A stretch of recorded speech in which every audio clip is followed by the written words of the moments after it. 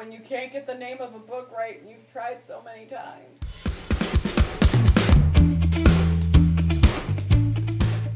What is up, everybody? My name is Jamie. Welcome back to We're on the Same Page. Today I decided that I would mix it up a little bit and film from a different place in my bedroom because today we are going to be talking about everything that I took out of the library in July. So I don't know if any of you live in North Carolina, but it is still very hot outside, and so today I'm filming from somewhere that is not near my bookshelf because my bookshelf is right next to one of my windows and it is very hot. So if the bed is like shaking because I'm filming on my bed, I'm so sorry. Please forgive the shaky camera. I've tried to set it up as best as I can. But today we are filming from somewhere else in my bedroom because we are going to talk about everything that I took out of the library in July. Now, I love the library. I know that Hardback Hoarder does a bunch of library hauls every month, and I started watching a couple of hers over the past couple of months, and I just thought that it was so cool. But there aren't as many library hauls as there are regular book hauls, and I know that for me as a college student, it's just simply unrealistic to buy all of the books that I'm interested in for that month. I know that some people can do that, and I would love to do that, but I also know that when I used to buy a bunch of books without reading them, just books that I was interested in, and putting them on my shelf, they would end up staying on my shelf forever. I'm looking up because I have a whole TBR shelf that I'm looking at on my bookshelf right now. And there were a bunch of books that I was interested in and I'd heard about but I hadn't gotten around to reading yet, and they're still sitting up there. I also know that there were books that I purchased in the past that I either grew out of because I hadn't read them and now they're just sitting on my shelf, or there are books that I liked and I purchased and I liked them alright, but they weren't books that I would go out and purchase if I knew that I had already read them and just sort of been okay with them.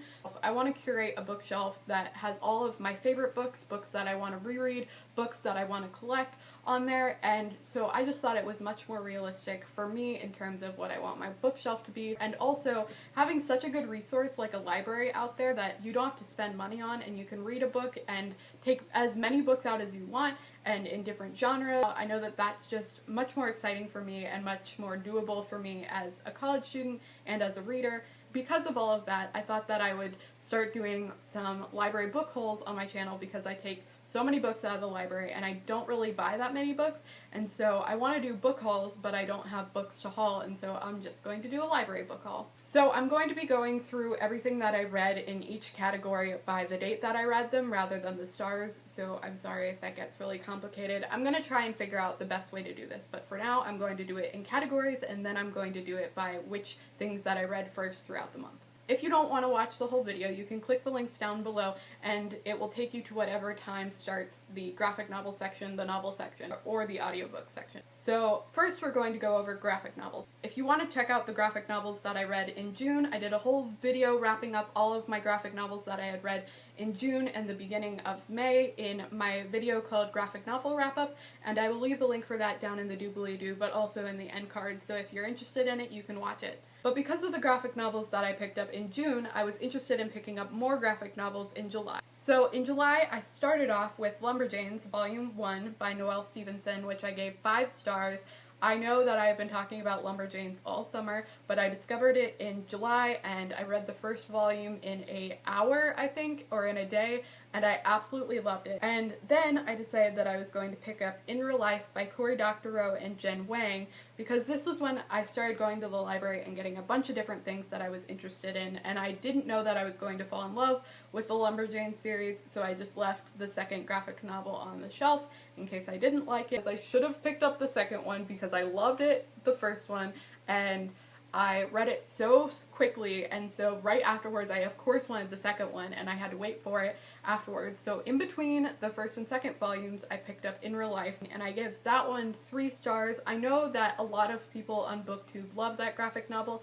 It just simply wasn't for me, and it especially focused on the economics of gaming and what happens when gold miners come into games, which are people who go and they mine all of a certain commodity. It may be coins, it may be houses, it may be crops, whatever that game is known for. They mine a bunch of it and then they sell it off to people that don't have time to go in and continue to put in the work to be able to level up and find those things themselves. And so In Real Life talks a lot about the economics of that and the morals of that and what happens to the people who are on the other side, because most people see them as a nuisance, but the main character of In Real Life actually gets to know the person who's on the other side of one of these gold miners, and it turns out that his situation is much more complicated than she originally thought. I really liked the way that the girl gamers were portrayed in this. They were totally BA, and I loved them a lot. The thing that sort of dragged for me was all of the economics that were incorporated into this graphic novel, and I know that a lot of people loved that about this graphic novel. A lot of people really enjoyed this graphic novel, but I just found that bit a little bit more on the dragging side than I would have liked it to be. And so it didn't get as high a rating from me as many people have given it. I went on to read Lumberjanes volumes 2 through 4, Friendship to the Max, A Terrible Plan, and Out of Time. And I read these all right around the time of the booktubeathon, or at the start of the booktubeathon, so I read them super quickly back to back. Friendship to the Max got 5 stars for me. A Terrible Plan, which is the 3rd volume, got 4 stars for me, and Out of Time, which is the 4th volume, got 5 stars for me. I've realized with these graphic novels, with the Lumberjane graphic novels, that I really enjoyed the simplistic art style and writing style of Noelle Stevenson in the 1st and 2nd volumes, and again in the 4th volume, but I really don't like whenever they change up the people who are writing the graphic novel or the art style that the graphic novel has. But overall, I enjoyed all of the Lumberjanes comics that I read in the month of July. So that is all of the graphic novels that I read in July. I read 5 in total, and most of them were 5 stars and 4 stars, so it was a great graphic novel month. Now moving on to the novels that I read in the month of July. A lot of these books I've mentioned before because they were books that I read for the booktubeathon, and if you want to know more of my in-depth thoughts about what I thought about them, then you can check out my booktubeathon video. But just as a review, the first novel that I read in July was The Storied Life of A.J. Fickery by Gabrielle Zevon. I gave this book 4 stars. I had a little bit of a difficult time figuring out what I was going to rate it because it was definitely a slower book that focused more on the everyday lives of the characters within it, but ultimately, because of how much I loved the characters and I loved the relationships and I loved how much the story grew, and I also loved that it was centered around somebody who works in the bookish community, I ended up giving it 4 stars out of 5.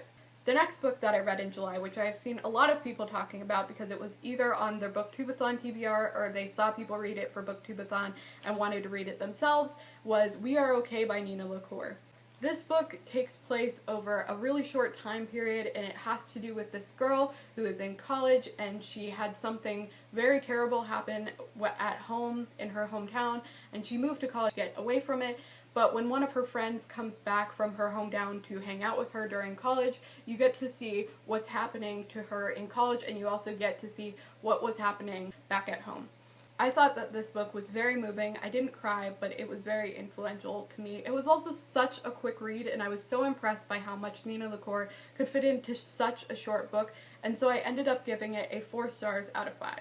And the last book that I read in July was Scythe by Neal Shusterman. This is one of the most interesting books that I have ever read. It was so difficult, again, to be able to rate this one because on one hand I really appreciated the whole novel, and on the other hand there were some slow bits because there was a lot of just training montages and people learning the ways of the scythe and all of the rules and doctrines, and so even though it dragged a little bit, I found the overall story enjoyable, and I ended up settling on a 5-star rating. So it was 5 out of 5 stars for Scythe by Neal Shusterman, which was the last physical book that I read in July.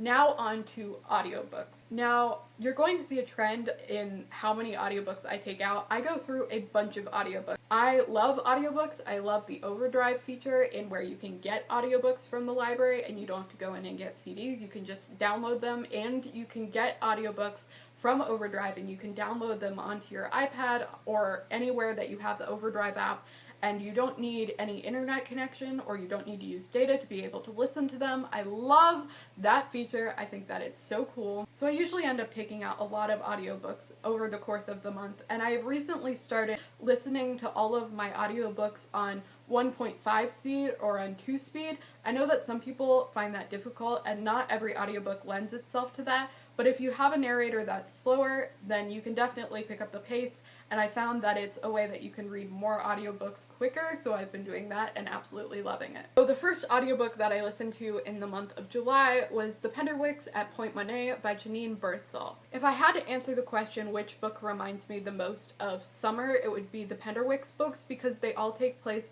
during the summer and they're just so summery. I ended up giving this book a 4 stars out of 5. It was really reminiscent of my childhood. I used to read all of the Penderwicks books when I was younger, and I absolutely adored them. The next audiobook that I picked up in the month of July was And I Darken by Kirsten White. Now, obviously, I have a physical copy of this book, but I was going to try and listen to it during the booktubeathon, and that just didn't work out. I found that with this one, it's really violent, and I was totally down for that. I'm not usually into violence, but I really enjoyed the historical part of the story, and so it made me want to keep reading.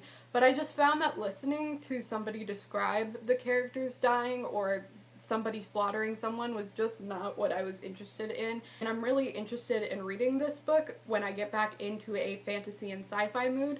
But for now, in this month, it was just not something that I could do, and so I put the audiobook down and I ended up not finishing it. But I will get back to And I Darken because I really like the story.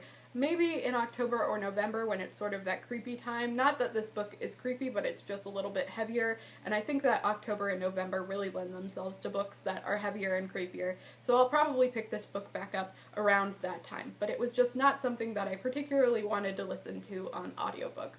After I picked up And I Darken, I ended up picking up the first Penderwicks book on audiobook, again by Janine Birdsall, and I ended up rating this one 5 stars out of 5 stars. I absolutely loved it. I found that out of all of the Penderwicks books, the first one is my favorite, and it's one of those books, sort of like Harry Potter at this point, where you can know all of the plot points because you've read it so often, but that didn't really decrease my love of it, and it was just so nostalgic and wonderful, and I really enjoyed it. So that one was 5 out of 5 stars, of course. The next book that I read that I was going to read or listen to during the booktubeathon was The Flame in the Mist by Renee Audier. Now, I am really interested in this book. I am super interested in this book. It was one of my most highly anticipated books for this year. However, I had the same problem with this one as I had for And I Darken, and I didn't realize what that problem was until I listened to this one, and it occurred to me that I didn't want to be listening to people killing other people. And so I will get back to this book. I'm really highly anticipating it, and I'll probably read it again around the same time that I read And I Darken. But for now, I was just not in the mood for it, and by the time I'd figured out why I wasn't listening to the audiobook of it, it had already been returned to other people. My 14 days were up, and so I ended up putting this one down, and then I got more into a contemporary mood, or back into a contemporary mood that I had at the beginning of the summer. And so I'll get back into this one eventually, but for now, in my audiobook section for this month, I just had to put it down. The last and final book that I picked up in July, which was an audiobook, was One of Us is Lying by Karen M. McManus. Now, I had seen this book in a Barnes & Noble recently, and I really wanted to pick it up when I was in there, but I'm glad that I ended up not picking it up and listening to the audiobook of it. It was a really intense audiobook. This book focuses on a group of kids who are sort of like a breakfast club. They all get put in detention and they don't really understand why, and then one of the kids in detention ends up dying, and so they all are suspects for this murder that's happening, and they all have their different reasons for why they think that they're not the person who murdered them, and you don't really know who's lying, who's telling the truth. You have all of these big secrets about these kids that were in detention that come out eventually. The main reason why I stopped reading this was actually not because of the book itself. I hadn't gotten far enough in the book that I was turned off by it. However, I was spoiled for the ending of the book, the big twist, and I'm actually glad that I was.